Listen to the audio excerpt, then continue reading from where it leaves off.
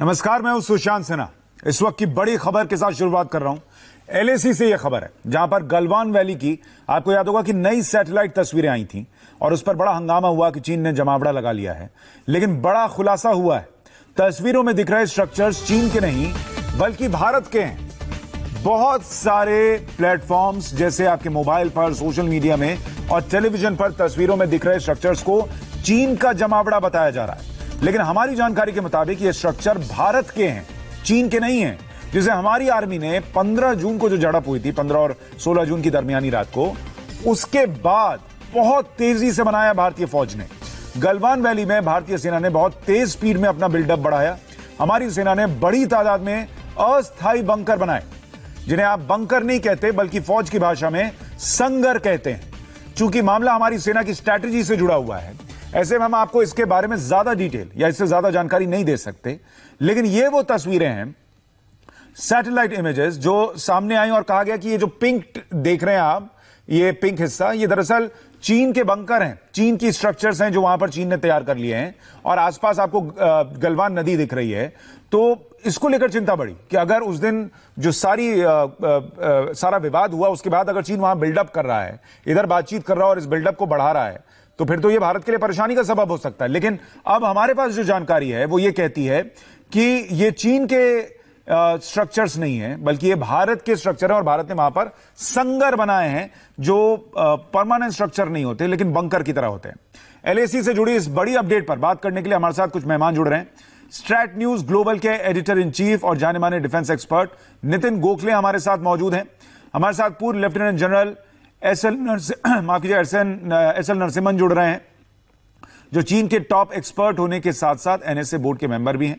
इसके अलावा हमारे साथ कर्नल एस डिन्नी भी मौजूद हैं, जो लद्दाख में पूर्व कमांडिंग ऑफिसर रह चुके हैं। आप सभी का बहुत स्वागत है। लेकिन नितिन भाई, मैं आपसे पहले शुरुआत कर रहा हूं। कल से इतना हंगामा मचा है इस सैटेलाइट तस्वीर को लेकर कि चीन ने वहां जमावड़ा लगा लिया। आप ये कह रहे हैं कि ये भारतीय स्ट्रक्चर्स हैं?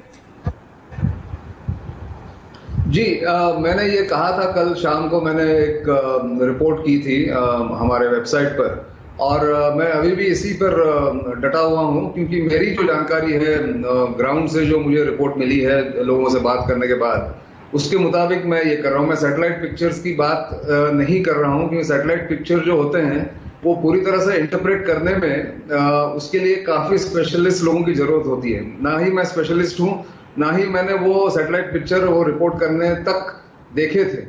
और अब जब ये जानकारी सामने आ रही है कि सैटेलाइट पिक्चर में वो दिखाया गया है, आप देखिए दो चीजें हैं उसमें। एलएसी के जिसने ये रिपोर्ट किया है वो कह रहा है कि भारत के सरहद में ये स्ट्रक्चर बनाए गए हैं। पहली बात तो कोई भी जो एडवर्सरी होता है, दुश्मन होता है, वो आपके दुश्मन के सरहद पर, बिल्कुल उसके मुख पर, उसके बिल्कुल ये क्लोज एलएसी के बिल्कुल सामने कभी अपने स्ट्रक्चर लोगों के रहने के नहीं बनाएगा, पहली बात। दूसरी बात लोगों ने ये उठाई है शायद कि पिंक कलर के हमारे पास स्ट्रक्चर्स नहीं है, वो चाइनीज है। शायद लोग जानते नहीं है कि भारतीय सेना में भी आर्कटिक मीडियम टेंट्स जिसको कहते हैं, उस टेंट्स का कलर भी पिंक है। अब किसे पता कि वो भारतीय सेना ने लगाए या चीनी सेना के जो टेंट्स थे वही वहां पे लगे हैं। तो मैं उसमें जाना नहीं चाहता हूं। मेरी जो जमीनी जानकारी है उसके मुताबिक कल परसों से डिसएंगेजमेंट थोड़ी थोड़ी शुरू हुई है।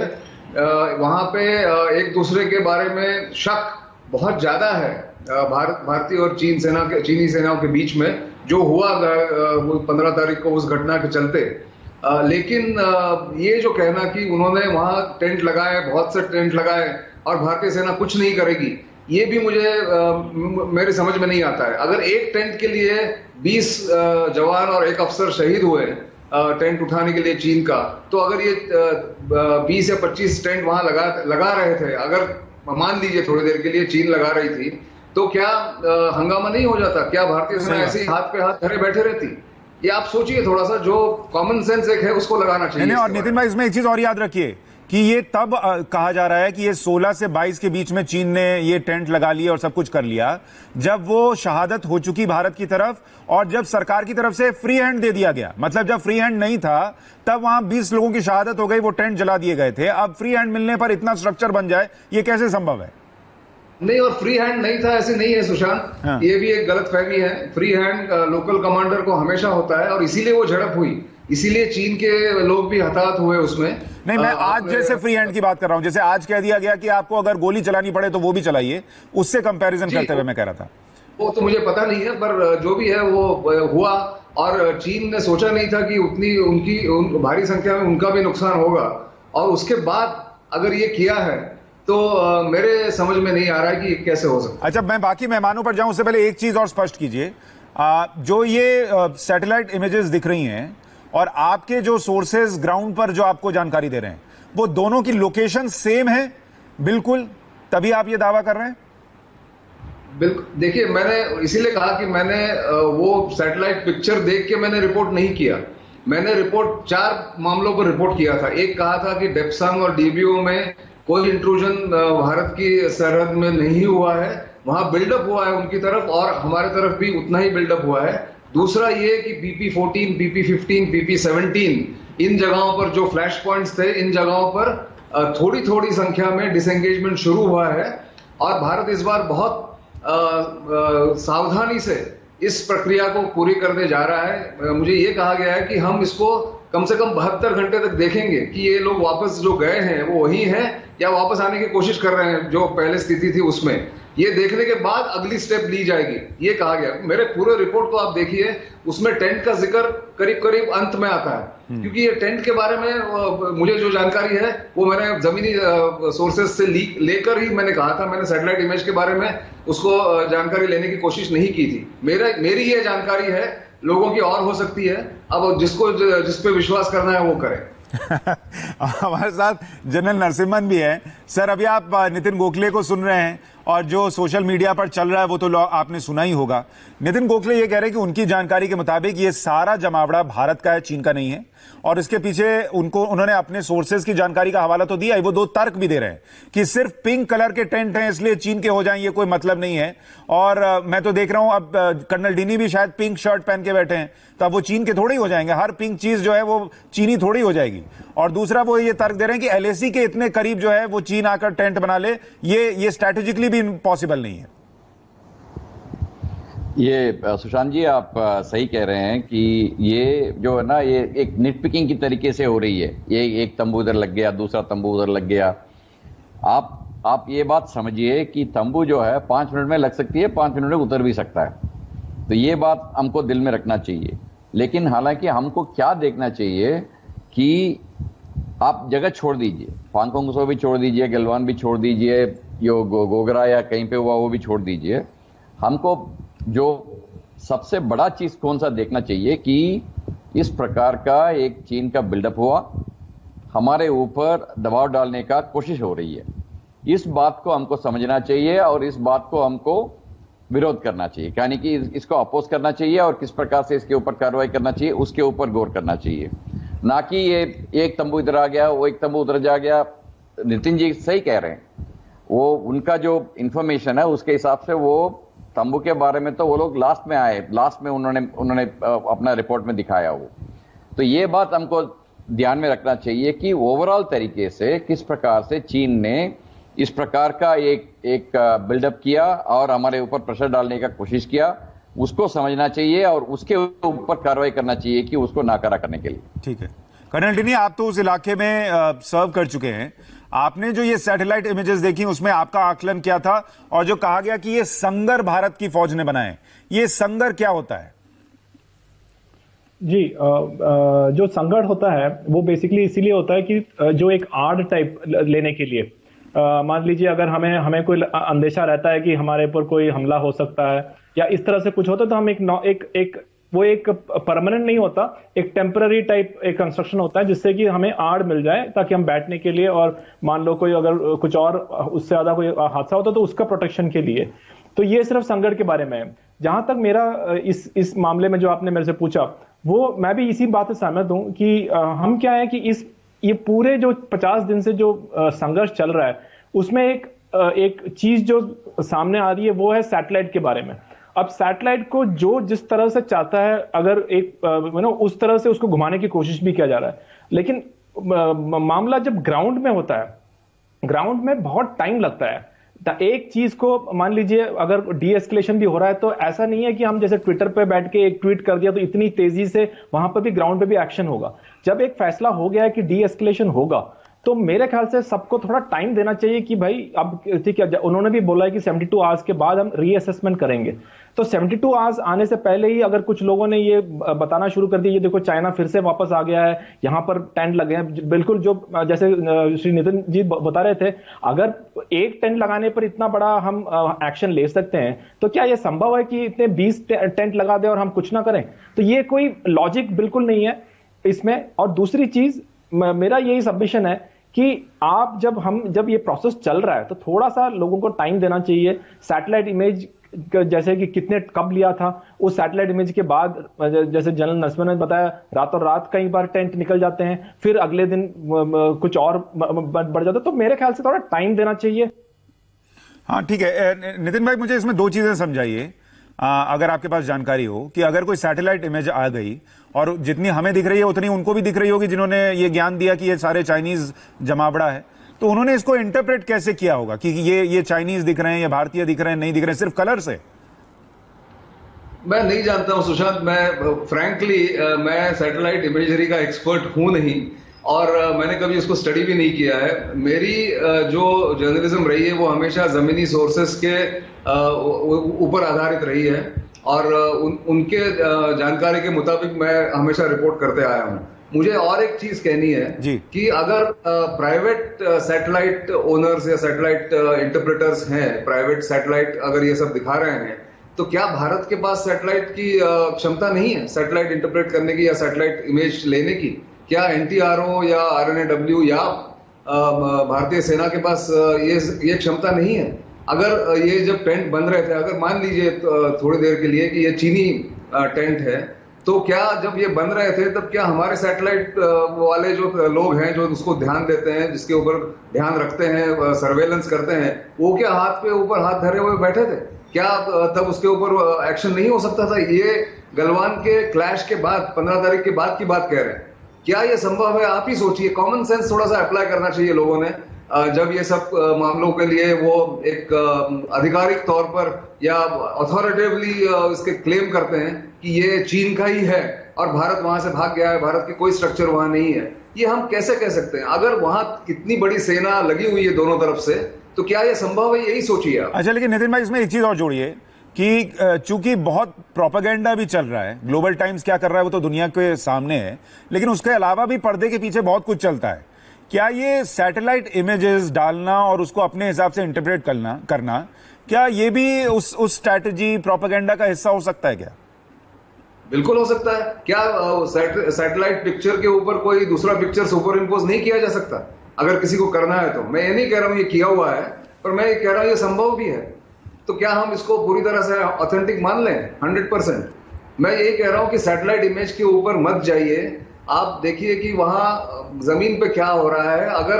अगर ये नहीं होता, अगर डिसएंगेजमेंट का प्रोसेस शुरू नहीं होता, तो क्या डिप्लोमेटिक स्तर पर जो WMCC नाम की जो एक अरेंजमेंट है, working mechanism for consultation and coordination, जो डिप्लोमेटिक लेवल पे हो रही है, जिसकी मीटिंग कल हुई है चीन और भारत के बीच में, वर्चुअल मीटिंग, क्या वो संभव होती? क्या उसके बारे में चीन और भारत के अधिकारी बात करते? आप थोड़ा लोगों को समझाइए, सोचिए कि ये सब क्या संभव है। अगर ये सब सिग्नल अगर चीन देता है कि हम वापस आ गए हैं, टेंट बना लिए हैं, आक्रामक हो गए हैं, तो क्या ये संभव होता? जनरल नरसिम्हा, एक चीज और समझाइए कि इस पूरे मामले में अगर ये सच है कि ये भारत की तरफ बने हुए टेंट्स हैं, ये भारत का जमावड़ा है, तो भी क्या ये सवाल उठता है कि जो बातचीत है वो वाकई सकारात्मक दिशा में बढ़ रही है अगर भारत को इतना बिल्डअप करने की जरूरत पड़ रही है? ऐसा है, मेरा विचार इस चीज के ऊपर यह है कि जिसके पास भी कोई किस्म का जो मोटिवेशन है उसके हिसाब से वो बताता कि भाई चीनी यहां तक आ गए, चीनी वहां तक आ गए, ये जो है, ये इस चीज को ना थोड़ा हम केयरफुली थोड़ा देखना चाहिए, क्योंकि इस प्रकार का हरकतें जो है बिना कंटेस्ट किए कभी नहीं जाती। अगर चीन हर जगह आ सकता था तो हमारे सेना भी तो वहीं बैठी है, तो वो भी तो कुछ कार्रवाई करेगी। तो इस प्रकार का जो एक व्यू जो है लोगों के बीच में सुना रहे हैं लोग, इनके ऊपर हमको थोड़ा सा केयरफुल रहना चाहिए। पहली बात यह है।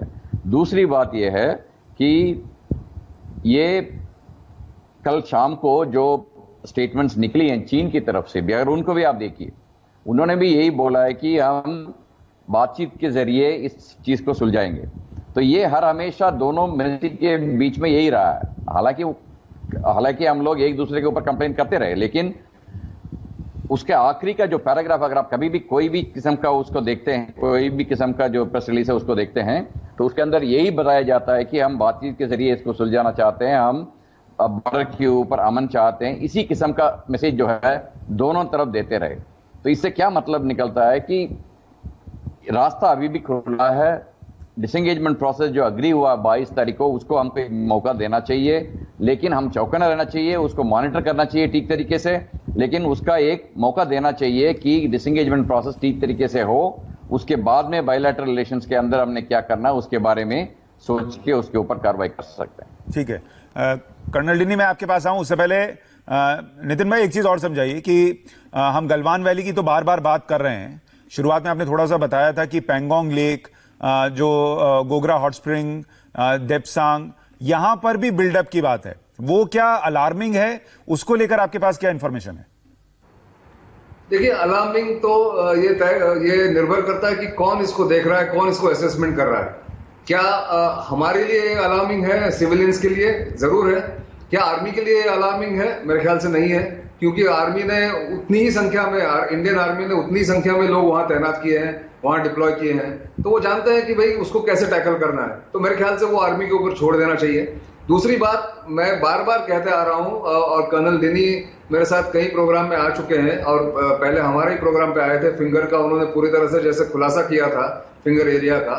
मैं ये कह रहा हूं कि इस पूरे मामले में सबसे ज्यादा उलझन जो है भारत के लिए वो फिंगर एरिया की है, क्योंकि वहां फिंगर 4 और फिंगर 8 के बीच में लोग आके बैठ गए हैं, चीन के सैनिक आके बैठे हैं, और अच्छा जमावड़ा वहां है उनका।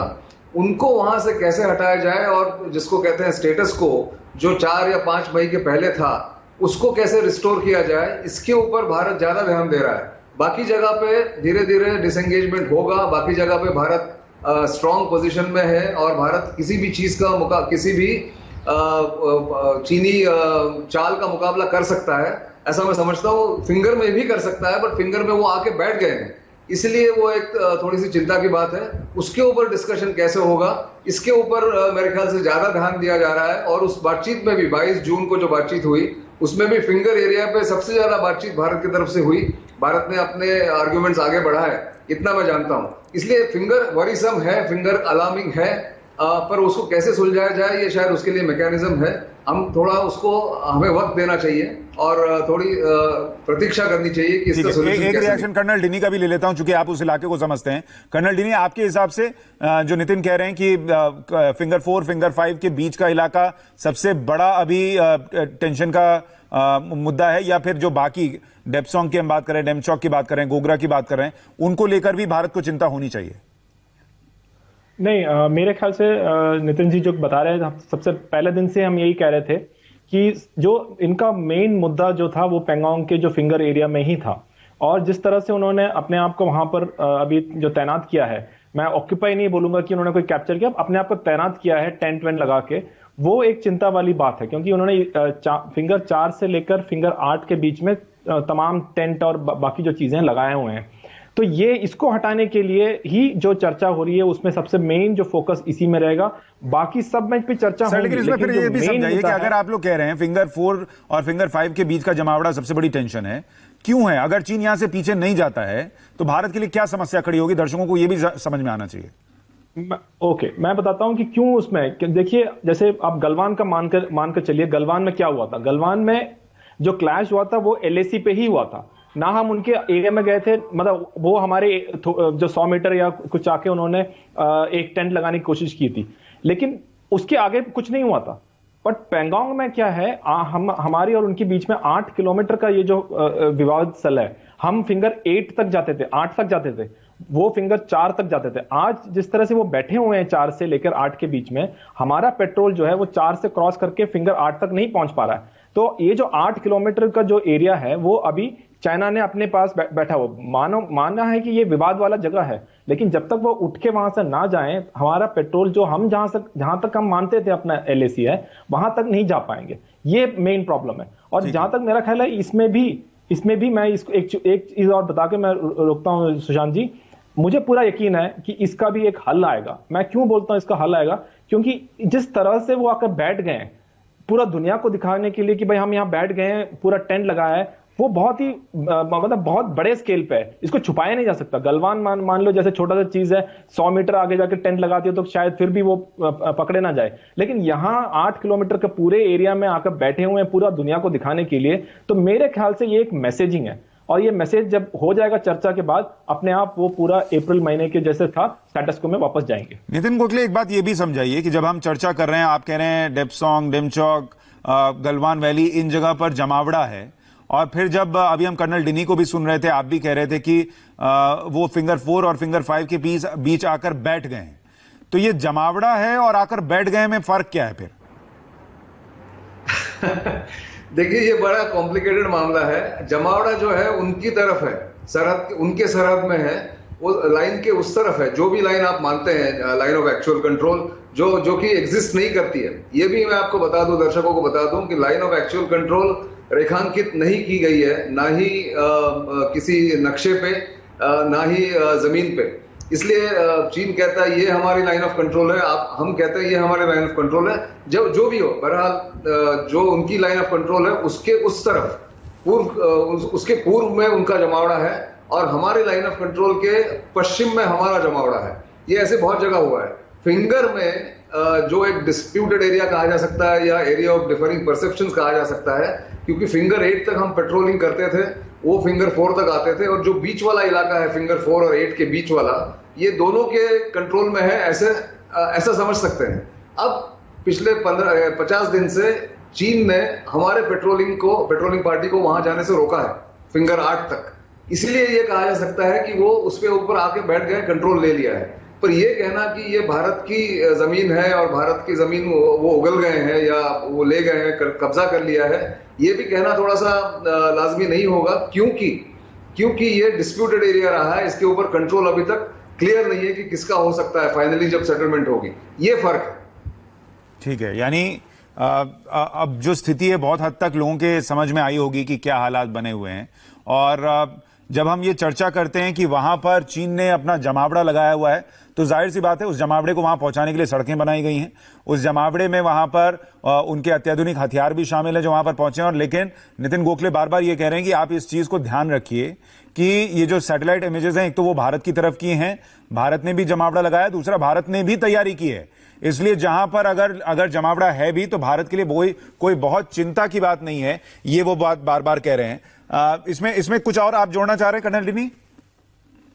नहीं, बिल्कुल, मैं सिर्फ आपने बिल्कुल सही एनालिसिस किया है। उसके बाद सिर्फ मैं यही एक कहूंगा कि थोड़ा सा और वक्त देना चाहिए इन नीचे लेवल पे, ग्राउंड पे पूरा उसको अपने आप को, जो डीएस्केलेशन हो चाहे चर्चा हो, उनको थोड़ा सा टाइम देना चाहिए। मेरे ख्याल से दोनों सरकारें भी यही चाह रही है कि टाइम के साथ में हो। उसका 2 कारण है सुशांत जी। एक कि एकदम से अगर मान लीजिए चाइना हट के चला जाता है तो उनके लिए भी एक शर्म वाली बात होती है। एक एग्जिट स्ट्रैटेजी, जो एग्जिट स्ट्रैटेजी बोलते हैं हम, वो ऐसा हो कि ऐसा ना लगे कि किसी की हार हुई है, किसी की कोई शर्म वाली बात है। तो मेरे ख्याल से धीरे करके वो इस तरह से डिसॉल्व होगा और तब जाके पूरी तरह से डीएस्केलेशन होगा। तो इसलिए थोड़ा सा वक्त जरूर हमें देना चाहिए ताकि हमें इसके ऊपर थोड़ा और बेहतरीन तरीके से, करेक्ट तरीके से हम असेसमेंट कर सकें।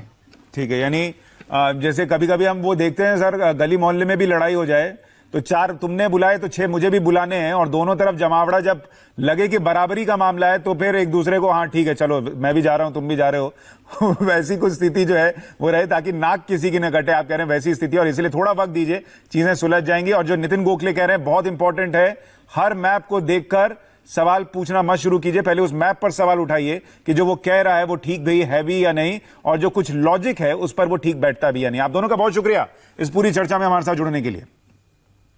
और अब हमारे साथ जुड़ रहे हैं सामरिक मामलों पर देश की सबसे बड़ी ऑथेंटिक आवाज, लेफ्टिनेंट जनरल रिटायर्ड सैयद अता हसनैन। उनसे जानेंगे एलएसी के 3 स्ट्रैटेजिक फ्रंट पर भारत और चीन की पोजीशन क्या है। उनसे बात करेंगे एक छोटे से ब्रेक।